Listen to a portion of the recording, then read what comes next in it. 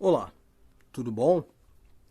Estou aqui mais uma vez para gravar a continuação do sacerdócio do nosso Salvador, segundo a ordem de Melquisedeque. E no vídeo de hoje eu quero falar sobre a grandeza de Melquisedeque. Mas antes, meu nome é Sidney Gomes e esse é o canal Gomes Land. Deixa seu like, se inscreva no canal e vamos meditar nos ensinos do nosso Salvador para nós na tarde de hoje. A grandeza de Melquisedeque. Um trecho do verso 4, no capítulo 7 de Hebreus, diz assim: Considerai, pois, como era grande esse. Quando digo esse, me refiro a Melquisedeque. A palavra considerai traz em si a ideia de contemplação, diligente ou de fixar a atenção nas coisas que estão para ser ditas. O escritor da carta aos Hebreus quer que consideremos Melquisedeque em sua dignidade e preeminência. Para isso, vai conduzindo-nos passo a passo. Ele sabe que uma compreensão adequada daquele que foi feito semelhante ao Filho do Criador levará a uma apreciação mais profunda da nova ordem de sacerdócio, a qual, mediante uma nova aliança, eleva à perfeição tudo o que fora antecipado, mas não se realizará sobre a antiga aliança. Ponto. Quero fazer um breve comentário quando o autor do livro fala que o escritor das cartas aos Hebreus, na passagem das Escrituras, Hebreus 7, diz assim, que ele, Melquisedeque, foi feito semelhante ao Filho do Criador. Então, imaginemos como é ser igual a Yahushua, a grandeza de Melquisedeque, semelhante à grandeza de Yahushua. Vamos atentar para isto.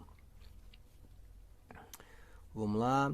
Cheguemos, assim, ao âmago da carta, o sacerdócio do Filho do Eterno, que permanece para sempre. O sacerdócio do Filho do Todo-Poderoso, que permanece para sempre. Vai demonstrar que Melquisedeque é superior a Abraão. Melquisedeque é superior a Abraão. Tem a passagem. Superior a Arão. Tem a passagem. Superior a Moisés e a lei. E a dispensação dos anjos. Melquisedeque é superior a Abraão, Moisés, a Arão, superior à lei e superior aos anjos. Quão grande era esse Melquisedeque? Continuando. Para os judeus, era comum ser uma auréola de glória envolvesse Abraão. O antigo patriarca, ele era o pai da nação hebraica. A ele, Abraão, foram feitas promessas que tornaram Israel o povo eleito de Yahweh. Por intermédio dele viria a semente em que seriam benditas todas as nações da terra, o povo preto. E o seio de Abraão era conhecido como morada dos que partiram, morada dos que dormem no Senhor. Tem aquela passagem do Lázaro e o rico. O Lázaro, quando morreu, estava no seio de Abraão, no descanso. Então, Abraão era como se fosse a coroa para os israelitas. Aí vem Paulo, ou o escritor, para quem não entende que é Paulo, dizendo assim, ó, Melquisedeque é maior que Abraão. Voltando ao texto. Essa grandeza, o escritor de Hebreus reconhece espontaneamente, mas declara que Melquisedeque é maior. Extrai o argumento em favor desta superioridade dos dois atos sacerdotais executados por Melquisedeque. Ele não era simplesmente grande, ele era o sumo sacerdote. E ele executa dois atos, nós vamos ver no texto aqui, sacerdotais a favor de Abraão, que era grande, mas Melquisedeque é maior. Assim Melquisedeque ficou situado na história hebraica de maneira tal que jamais poderia ser posto de lado. Estes dois atos sacerdotais foram Abraão ter pago o dízimo a Melquisedeque e Melquisedeque ter abençoado Abraão. Mas por que nas religiões Melquisedeque é pouco citado? Por quê? Porque se colocarmos Melquisedeque na pauta, vamos mostrar quem é Melquisedeque. Vamos acabar com boa parte dos dogmas religiosos. Vamos acabar com aqueles que vivem na lei, com aqueles que adoram Abraão, com aqueles que servem a Moisés. Não. O sumo sacerdote, hoje o sumo sacerdote é Yahushua, que recebeu o sacerdote de um igual a ele, que é Melquisedeque. Não recebeu o sacerdote de Levita, não. Recebeu o sacerdócio eterno de Melquisedeque. Aí o texto continua aqui, uma breve pincelada quando Abraão paga dízimo ao que é maior que ele, Melquisedeque. Era um antigo costume, entre muitos povos antigos, consagrar 1/10 dos despojos de guerra aos objetos de sua adoração. Esse dízimo não era segundo alguma provisão da lei, mas uma oferenda eucarística, voluntária. Aqueles que esses povos julgavam ter-lhes concedido a vitória. Então não era porque, o Criador instituiu para Abraão dar dízimo a Melquisedeque, não. Todos os povos pagões, todos os povos idólatras ofereciam dízimos aos seus objetos, às estátuas, ao que eles criam que ele tivesse concedido a vitória. Peraí, se Abraão ofertou dízimo a Melquisedeque porque ele acreditou que Melquisedeque tinha lhe dado a vitória, então Abraão conhecia Melquisedeque. Abraão sabia quem era Melquisedeque. Não foi por acaso, eu trombei com você na rua, toma aqui. Não. Melquisedeque foi ao encontro de Abraão. E Abraão ofertou a Melquisedeque o dízimo da sua vitória. Aí continua assim. 1. Melquisedeque, que não pertencia a nenhuma classe sacerdotal, com direito legal de receber dízimo, agiu não por lei, mas em virtude da grandeza de sua pessoa. Ele não era da tribo de Levi para ser sacerdote e receber oferendas, não. Ele recebeu oferendas porque a pessoa dele era grande. 2. Os levitas recebem dízimo de seus irmãos, sendo eles próprios, no entanto, mortais. Contudo, Abraão pagou o dízimo àquele de quem se testifica que vive. Todos os levitas, quando foram ordenados, recebiam dízimo dos irmãos, dos israelitas. Mas os levitas morriam, pois são mortais. Agora, Abraão devolveu ou pagou o dízimo àquele que se testifica que vive. Aquele que não tem princípio, nem fim, não tem genealogia, nem pai, nem mãe, que é o rei de justiça e rei de paz. Abraão ofertou o dízimo a Melquisedeque. 3. Combinando os dois conceitos acima, o escritor de Hebreus consolida o argumento pela declaração de que o próprio Levi deve ter reconhecido a superioridade de Melquisedeque. E, com enquanto ainda não tivesse nascido. Em certo sentido, pode-se dizer que pagou dízimos em Abraão. Nós sabemos que Abraão, pai de Jacó, Abraão, pai de Isaac, Isaac, pai de Jacó, e dentre os filhos de Jacó vem Levi, que é o sumo sacerdote. Arão era levita, Moisés era levita, então os levitas foram separados para sacrificarem, para interceder junto ao povo, para serem sacerdote. Só que os levitas, a tribo de Levi ainda não existia quando Abraão ofertou a Melquisedeque. A tribo de Levi ainda não respirava, a tribo de Levi ainda não caminhava pela terra, Jacó ainda não caminhava. Então, entende-se de alguma forma que os levitas, através da pessoa de Abraão, ofertaram o dízimo a Melquisedeque. Porque sabemos que quando o sumo sacerdote entra para sacrificar em favor do povo, ele tem que sacrificar primeiramente por ele. Então, os levitas, na pessoa de Abraão, já tinham sacrificado primeiramente, para poderem sacrificar, ofertar ao povo. Logo entendemos que ele, Melquisedeque, é o sumo sacerdote, onde até os levitas ofertam os seus dízimos. Vamos continuar.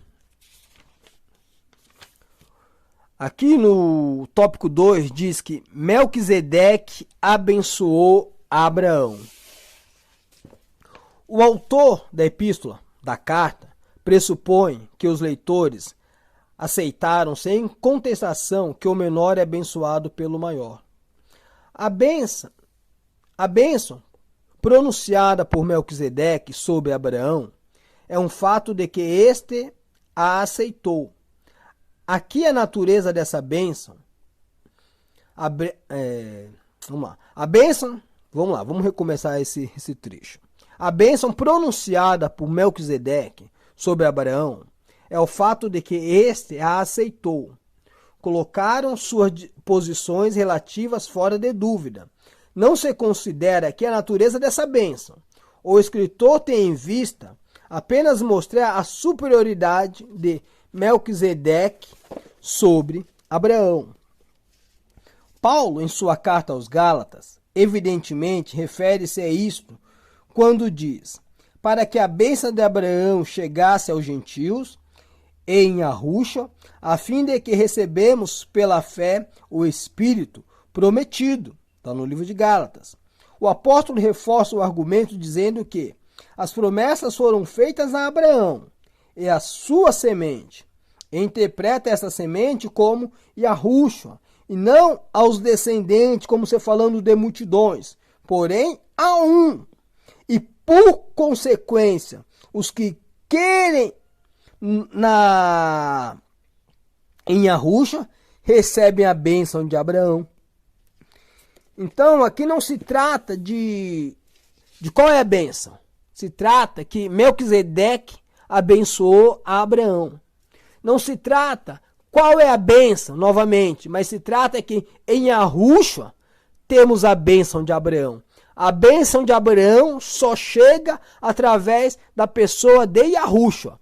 Não interessa qual é a bênção é completa, a bênção é plena, a bênção é satisfatória, a bênção traz a paz que todo homem deseja em Yahushua.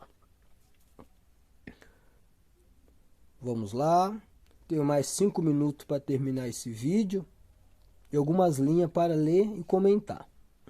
Como Abraão se curvou, submisso para receber a bênção de Melquisedeque, devemos curvar-nos em humildade, submissão a Yahushua, o nosso sumo sacerdote, para sempre, e receber pela fé a sua bênção, que é o dom do Consolador, a presença constante do Espírito. É interessante notar que o autor das cartas aos Hebreus não faz menção do pão, do vinho que Melquisedeque trouxe. E Melquisedeque, rei de Salém, trouxe pão e vinho. E este era sacerdote de Iahve, o Altíssimo. Está em Gênesis 14, 18. Aí aqui mais para baixo, tá assim. Não, deixa eu ler tudo aqui. Pode ser que tenha compreendido que o historiador considerasse esse pão e vinho como leve repasto para Abraão e seus homens, ou que estivessem fora do propósito de seu argumento. Assim mesmo, porém, o pão e o vinho, tão intimamente relacionados ao sacerdócio, podem ter sido uma profecia dos elementos sacramentais que o nosso Senhor haveria de usar como emblemas da nova aliança. Ele retrata isso no ato da Santa Ceia, onde o Salvador reparte o pão e reparte o vinho, dizendo ele que é o novo testamento do meu sangue que é derramado por vós. E está em Lucas 22, 19.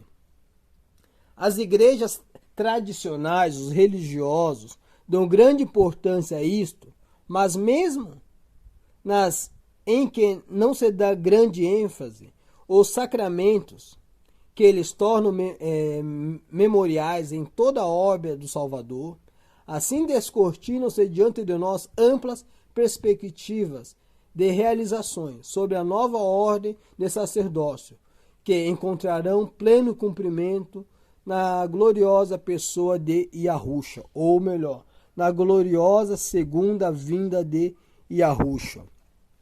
Aqui temos que entender que o escritor não dá tanta ênfase ao pão e ao vinho apresentado por Melquisedeque. Talvez aquele fala foi simplesmente um alimento para os servos de Abraão. Eles estavam vindo da matança, eles estavam vindo da guerra. Então, comem. Abraão oferta o dízimo e Melquisedeque abençoa Abraão. E no sistema religioso não é diferente. O pessoal dá um grande ênfase, esse é meu corpo que é partido por vós, comer e beber, esse é meu sangue que é derramado por vós. Mas aquilo não é a ceia. Aquilo é um memorial. Que a ceia é o banquete que vem. Aquilo é um sacramento, é uma ordenança. Que é colocada como se fosse idolatria. Tem denominações religiosas que fazem isso toda semana. Tem outras que é mensal. Tem outras que é diária. Tem outras que é anual. Mas eles esquecem de servirem a pessoa do nosso Salvador, do nosso sumo sacerdote Yahushua. Eles estão tão preocupados com dogmas, tão preocupados com doutrina, tão preocupados com encantamento, com poderes sobrenaturais, que esquece de atentar para o sacerdócio de Yahushua. E o sacerdote que hoje intercede por nós e fala assim, ama o teu próximo como a ti mesmo. Pois, agora eu, Sidney Gomes, falo nas minhas palavras, a religião divide. A religião faz que você tenha interesse naquele que está sob o jugo da religião, mas não que você ama o que está sob o jugo da religião. Pois quando alguém se afasta da religião, ele deixa de ser amado pelos religiosos, não é verdade? Então aqui, meus amigos, é um breve relato da grandeza de Melquisedeque sobre Abraão, Moisés, Arão, sobre a lei, sobre os anjos. Aqueles que esperam nos patriarcas quebraram a cara, pois ele, Melquisedeque, é semelhante ao filho de Iarro, semelhante ao próprio Iarro.